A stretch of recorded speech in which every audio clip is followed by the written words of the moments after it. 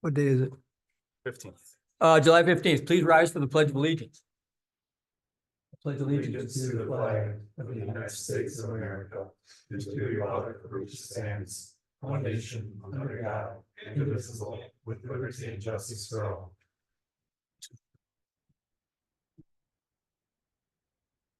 Did Kevin leave? Oh, there he is. Item 2, public comments. Anything? Okay. Item 3, approval of the agenda. So moved. Second. Motion and second on the agenda. Any changes or concerns? All those in favor signify by aye. Aye. Opposed? Motion carries. Item 4, consent agenda. So moved. Second. Motion and second on the consent. Any concerns there?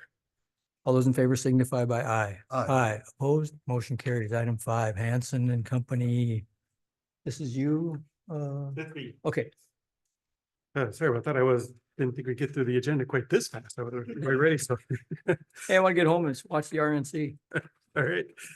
So, JD Vance. Was that on tonight? so this one is fairly simple, I would say. So so Hanson, as you're aware, Hanson and Companies, Woodworks has been working with the city over the last year to construct that new facility. This is one of the things that he'd been talking about since the beginning when we first started talking about this. This is one of the things that a neighboring city had offered. So there was some discussion about whether we could match it or not. So with that was to cap the building fees and those other fees at 100,000. So after review with the building inspectors, he said actually the building is fairly straightforward. So the plan review fee, according to our schedule, was $25,675. And so to get to to match what another city offered, we would need to reduce that by $18,160.18. And our building inspector did say that that still would be plenty to cover the time that they have in their plan review. So with that, that would be the recommendation for a motion to reduce that from $25,675 to $7,514.82. I move to reduce the plan review fee from $25,675 to $7,514.82. Second. Motion and second, reducing by 18, or that fee by 18, or the entire fee by 18,000. I didn't read this, but where does the money come from? Like, just. It's we- actually just not incurred by us Incurred, either, okay. so. Very good. Okay. Motion and second, reducing the fee by $18,000. Other questions or concerns? All those in favor signify by aye. Aye. Opposed? Motion does carry. Thank you, David. Item 6. Well, Mayor, Council, or you have two resolutions for the 2024 street improvements and the 2024 Elm Street improvements. This is the next step in the Chapter 429 process, moving the assessments through. So the first one would declare the cost to be assessed and order the preparation of the proposed assessment. The second would set a date for the special assessment hearing. So we did open bids last week, I believe Thursday. Those bids came in slightly below engineer's estimate. So our recommendation would be to approve the two resolutions and set the special assessment hearing date for the first August meeting, August 5th. I move to approve resolution 2024-044. Motion and second. Resolution 2024-44, declaring costs. Other questions or concerns? All those in favor signify by aye. Opposed? Motion prevails. I move to approve resolution 2024-045. I second. Motion and second, 2024-45. And the special assessment hearing is going to be on what date again? August? Is it August 5th? Special enrollment on August 5th at 6 p.m. Questions or concerns? All those in favor signify by aye. Opposed? Motion carries. Thank you.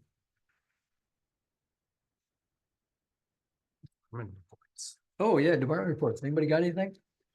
David?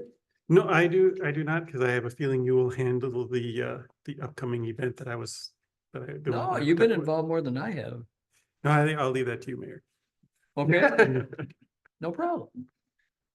Anybody else? I'll just throw a couple quick updates in terms of the planning commission. So the planning commission has been discussing the two topics of the honeybees and the short-term rentals.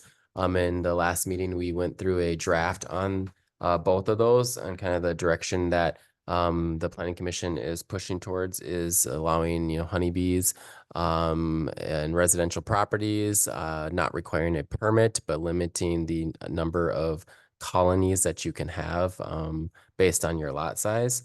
And then short-term rentals, allowing those through a similar process like our standard rental license are handled.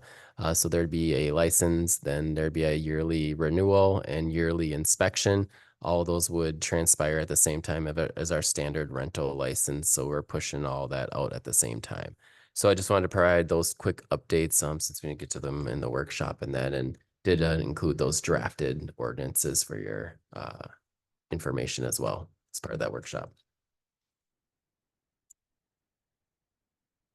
Anybody else? Anything?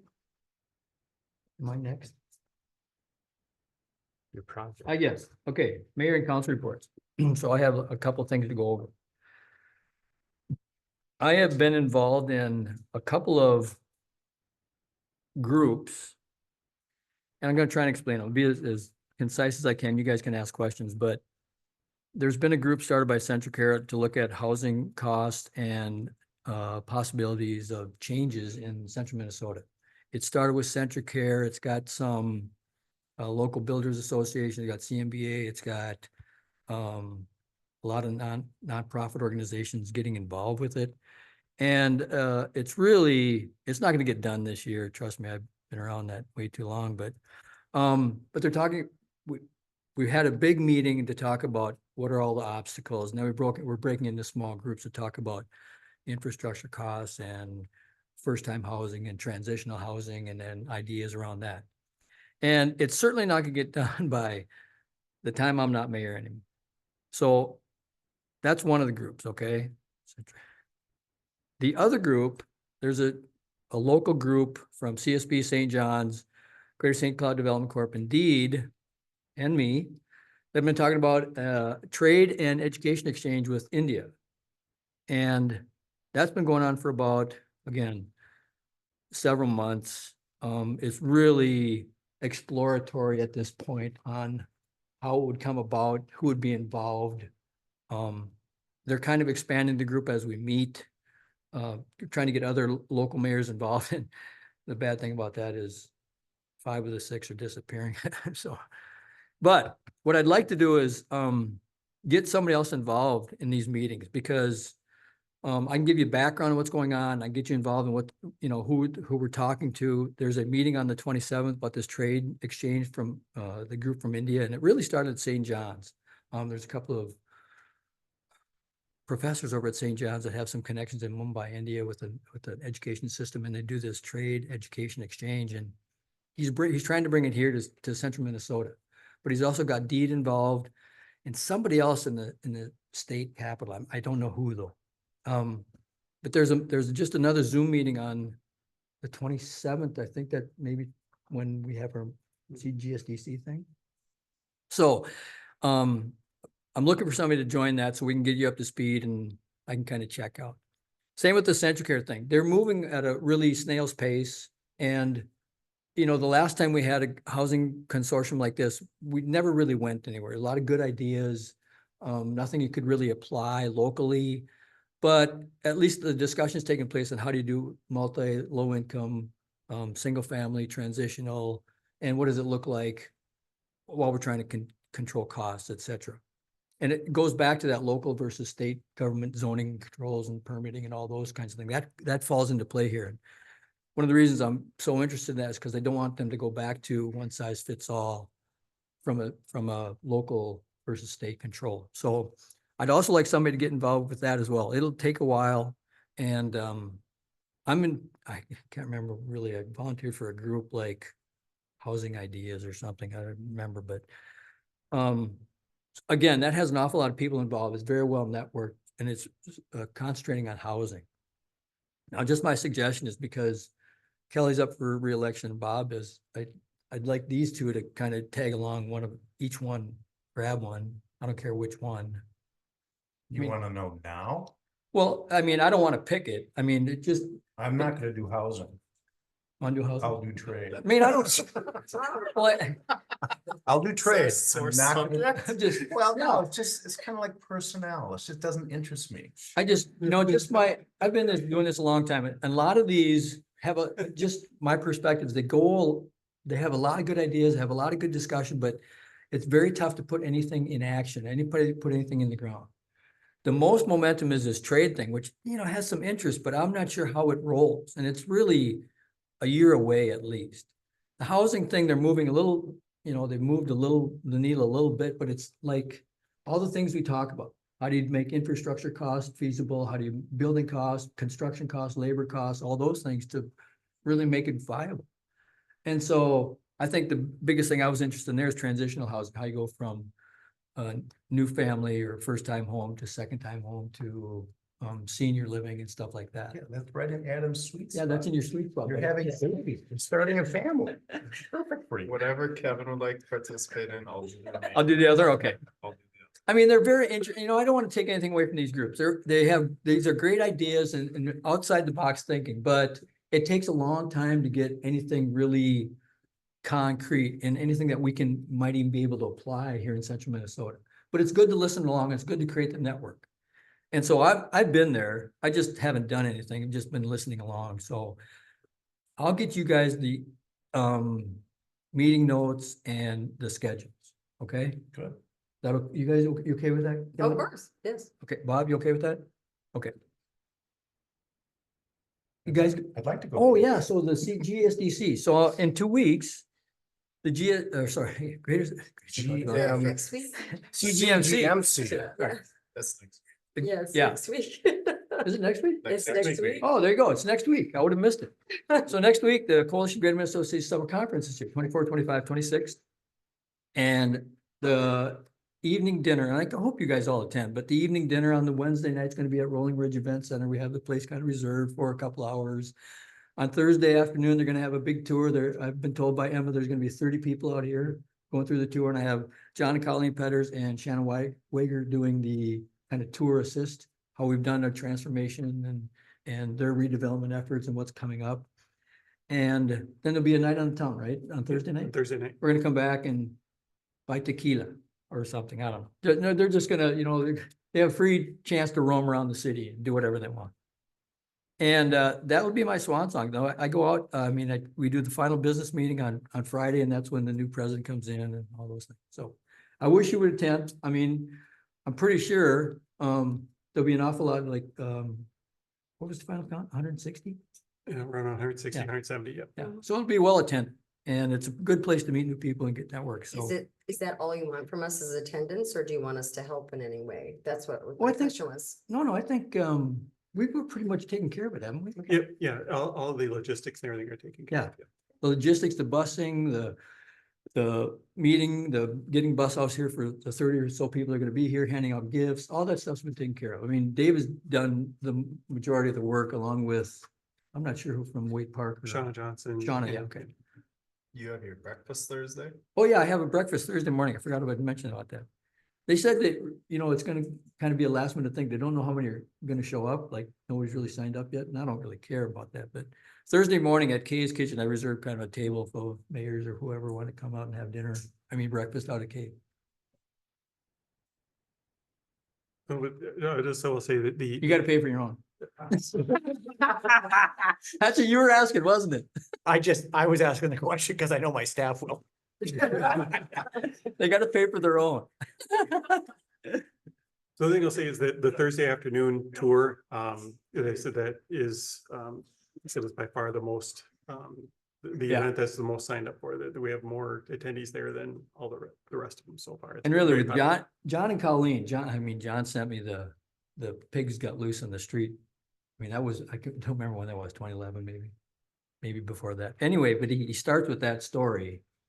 And then he does hit the kind of the cornerstones. He hits Meat Market and K's and Bodids, and there's a lot of play out there. They haven't changed much, but everything around them has just evolved into what it is today. And so having Shannon there was really a bonus, because now she's going to walk them through all the new development that's coming.